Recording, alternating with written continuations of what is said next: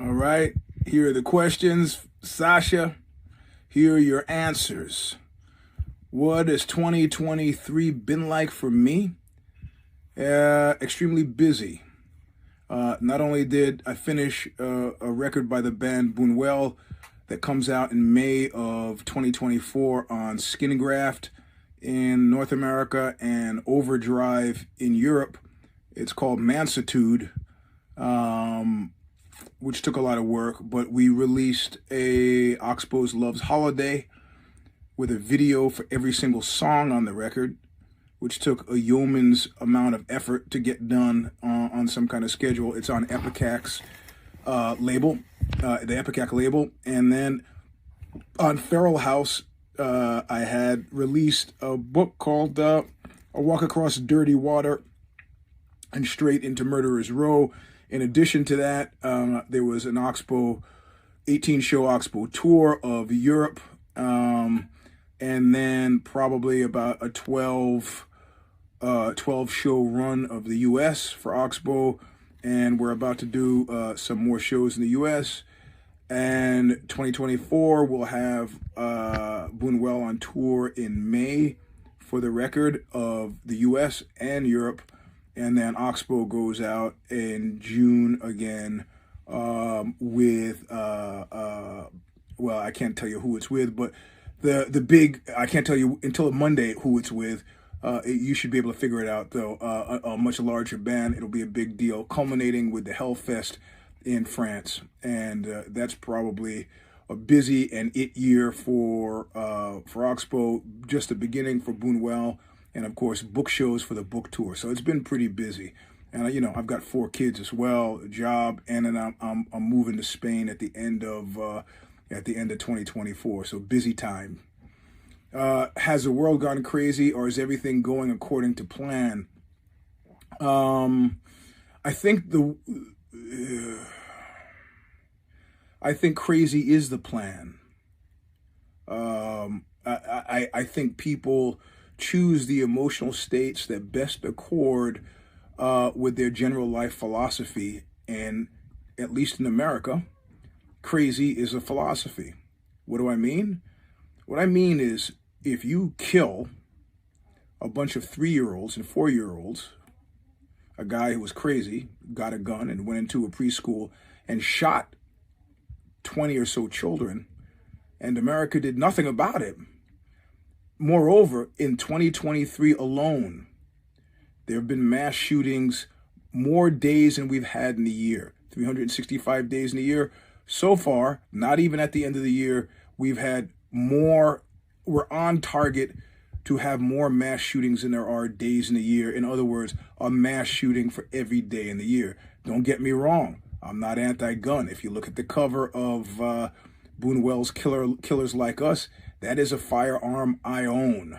But owning one and knowing there's a problem are two different things. I own one, and I also know there's a problem, and I'm politically probably alone on this. Most people I know who like guns agree that there's a problem. But how to solve the problem, we don't know. But America at this point is not about solutions. America on the world stage is a teenager, and teenagers make fucking stupid decisions. And that's what we're in the midst of doing every single day here. And a friend of mine, Jamie Stewart from Juju, who's also left America, put it perfectly. He goes, I'm all about staying ahead of disaster this time. And that's my plan as well. So yeah, so the plan is crazy, and my plan is for not crazy. So I'm glad to have everything clearly explained to me now. What was the most difficult thing about the last album? The difficult thing about the last album, the emotional state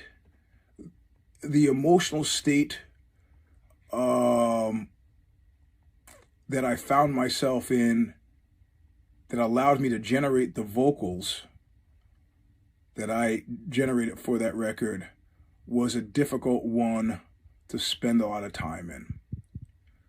And, you know, insofar as these records are documents and documentaries of our life and times, Some of these were harder to relive or enjoy or embrace or endure than others.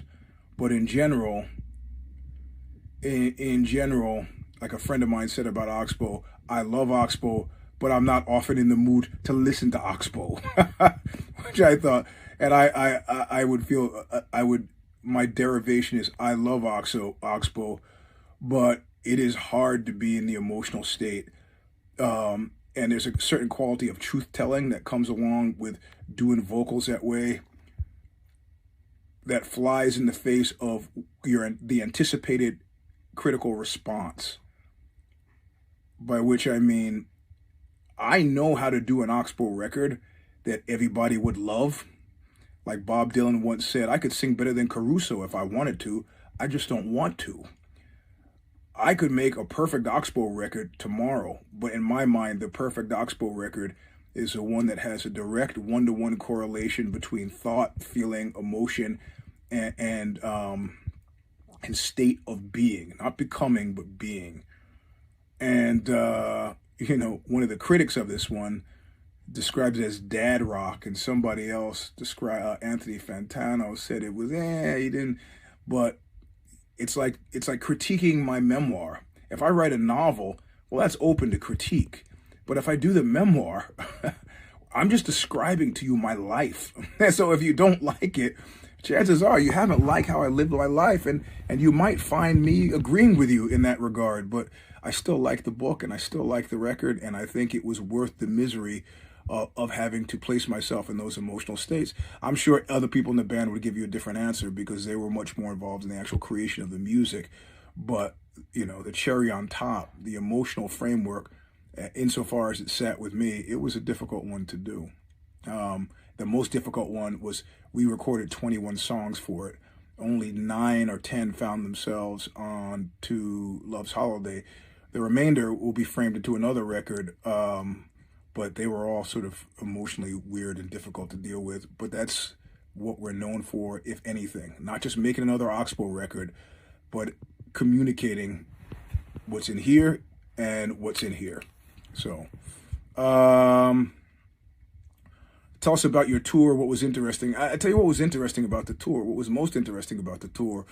I love the shows with Couch Slut, with Psychic Trash, with Whores. These are some of the bands that played more than one show with us. There was a band in Portland, Maine that was phenomenal. I can't remember their name off the top of my head. So it's always nice to have other bands that you like or interested in play with you. But I remember recently they asked Henry Rollins, if he was still interested in doing music. And he goes, yeah, I think about it every now and then. I think it would be pretty fun. And then I think, well, getting in the van, that wouldn't be any fun. That part would not be fun. And so what I found interesting about this tour was that I actually find a good deal of personal enjoyment getting into the van. And not for the reasons that might make other people who've been doing it as long as I have feel old. Like the camaraderie, whatever. The guys in OXBOW are like brothers, whatever. I don't need to hang around them to have a feeling of camaraderie. Camaraderie is not significant to me. But what's interesting to me in my desire to get back in that van is that it is one of the few settings and sets in which what did I say once that one of our roadie Fozzie latched on to? I said, a man alone with his thoughts. And there are not too many circumstances under which I can just sit for hours and just think. You think, I got 4 kids. I don't have many opportunities for this. So sitting in that van, watching the highways go by, in anticipation of another darkened club, I actually find in a meditative way wonderful. And that is surprising, especially given the fact that I've been doing this since 1980. So, what does literature mean to you? Literature and cinema, as they cohere and coalesce into, musical exchanges are pretty much, outside of my kids, all I'm alive for. All I'm alive for. You know, this narrative, the storytelling. You know, I think it noteworthy that the first description of a divine being is a word, right? Yahweh, MW, what is it? YWMH, right? The Tetragrammaton. So literature is all of those words for me. So whether I'm reading it or writing it, it's a certain version of heaven for me. Tell us about your position on Israel, about your support. Well, I made a mention of this if you've read the Substack, that largely what I feel is that this is a suicidal death spiral and of Semitic people, aggrieved Semitic peoples, which I believe the twain shall never meet. But I also understand that the mass rapes that have been reported, and you can shit on the reporting as being IDF propaganda, but at this point there are enough sources and videos where it doesn't seem to be IDF propaganda. I have to say, it's one thing to desire non-existence for your enemy. It's another thing, like in Nazi Germany, where they made people say, I don't like you, I don't want to live with you, I'm going to kill you. But before I do that, I want you to clean the sidewalk with your toothbrush. This is something else. You know, so the systematic, and I don't think nearly enough talk has been dedicated to it, but the systematic rape of women as part of this exchange at this point in time puts Hamas and the Palestinian issue outside of the realm of serious reconciliation or acceptance or understanding. It's like you and I, we can't begin talking about it. You think I'm crazy? Okay. If America had launched mass rapes in Iraq, it would have completely undermined the American war effort, which should have been undermined anyway because it was bullshit to begin with. Now they counter, the Palestinian Authority has countered with, oh, well, yeah, okay, you know, there have been women who've been detained by IDF who have been raped. That's probably true. But I never heard the word mass used with it. And let me tell you, any other country had paracellers machine gunning their citizens, that country would have attempted to vaporize Gaza. So as far as I'm concerned, you know, whether we're talking about Ukraine or whether we're talking about, you know, it's those guys don't start machine gunning people at a rave. Gaza doesn't get bombed. Well, it's like an open air prison. Well, let's talk to the Egyptians about why they don't want Hamas in Egypt and why their border is ironclad. Look, you know, nobody likes to see innocents killed, but they've succeeded in having this kind of PR narrative where, you know, Americans of the left political leaning, as well as college graduates and college students, believe that what's happening here is akin to the Native American people in America and, you know, getting railroaded by colonizers. That's not the issue. You know nothing about Middle Eastern politics if you think that that's the case. Read something. Bernard Lewis is one of the people who I like as well. Spent time in Egypt, spent time in Jordan, understand the Middle East better than most, and it's a suicidal death spiral. I wish it were otherwise, but my heart, my sympathies are with Israel in this regard. What do you think about Ukraine's fight against Russian aggression? I've lost friends over this, friends who think that Ukraine should make rapprochement with Russia, should essentially fold, and that they're being propped up by world utopians who believe that the world is not the way it is, and that you know, fighting, U.S. getting involved in the fighting that is what is fundamentally a family issue in their minds is a poor use of American blood and treasure, and I strongly disagree.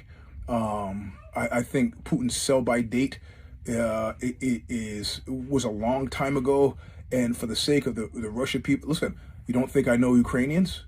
I have friends. A guy who called his father in Kiev how you doing? I'm fishing. What do you mean you're fishing? He goes, this stuff is going to blow up. I'm fishing. I feel like fishing. A friend of mine's father. I have a friend who's a Navy corpsman, went there to help out, was blown out of his kitchen having his coffee, and then went to the apartment building next door that was blown down and helped pull bodies from the rubble. Russian attacks on civilian populations, it's insane, pointless, and so horribly 20th century that I don't know, I can't even imagine that it's happened, and that it's happening, and that it continues to happen. You know, old men in death spirals, I want them all gone. And what do you think about death? Well, a better question is, how often do I think about death? Which is all the time. All of the time. Not nearly as much as I did when I was 18. Or no, the other way. 10 times the amount I did when I was 18. And if you can't smell that, if you can't taste that through the memoir or Love's Holiday or Buñuel's Mansitude, you're crazy. It's the being dead is not concerning me. It's the dying that concerns me. So I hope that works for you. Buy the memoir if you're fond of reading books in English, or Walk Across Dirty Water and Straighten a Murderer's Row. Buy Love's Holiday. You can't buy Mansitude yet. If you want to know how it's spelled, MANSUETUDE, Mansitude, on Skin Graft in America and Overdrive in Europe. Thank you guys, and I hope you're doing all right. Bye.